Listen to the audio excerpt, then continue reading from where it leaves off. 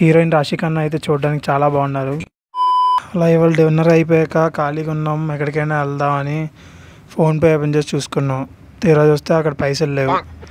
సరే అని చెప్పి ఇంక సినిమాకే వెళ్దామని కేరామ్ 50 రూపీస్ టికెట్స్ ఉంటాయి, వాటికి వెళ్దామని విశ్వనాథ్ థియేటర్ వరకు నడుచుకొని వెళ్ళాం. అక్కడికి వెళ్ళి చూస్తే టికెట్స్ అయిపోయాయి. పోనీ 100 రూపీస్ ఉంటాయేమో అని చూసాం, అవి కూడా అయిపోయాయి. సరే అలాగే దూరం వచ్చాం కదా అని చెప్పి ఇంక పక్కనే అర్జున్ థియేటర్ అంటే తెలుసు కదా, సినిమాకి వెళ్దామని వెళ్ళి చూసాం.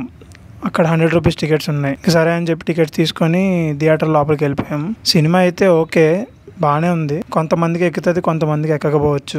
మా ఫ్రెండ్స్కి అయితే అస్సలు ఎక్కలేదు, వాళ్ళు అయితే ఫోన్లు చూసుకొని ఉన్నారు. కానీ థియేటర్లో మాత్రం చాలా మంది ఎంజాయ్ చేశారు, నవ్వారు. చాలా మందికి బాగానే కనెక్ట్ అయింది. మరి రాడ్ సింగిల్గా అలానేమో, నాకైతే ఓకే, బాగానే ఉంది, చూడొచ్చు ఒకసారి. ఇంకా సినిమా అయిపోయింది, ఎవరో స్క్రీన్ ముందు స్టేజ్ పైకి ఎక్కుతున్నారు. ఎవరబ్బా అని చూస్తే మూవీ టీం వచ్చారు. రాశి ఖన్నా, హీరో సిద్ధు, హర్ష అన్న అండ్ డైరెక్టర్ వచ్చారు. హీరోయిన్ రాశి ఖన్నా అయితే చూడడానికి చాలా బాగున్నారు. ఇదే ఫస్ట్ టైం సెలబ్రిటీస్ని బయట నుంచి చూడడం. ఇంకా అందరూ ఒకటిగా మాట్లాడడం స్టార్ట్ చేశారు.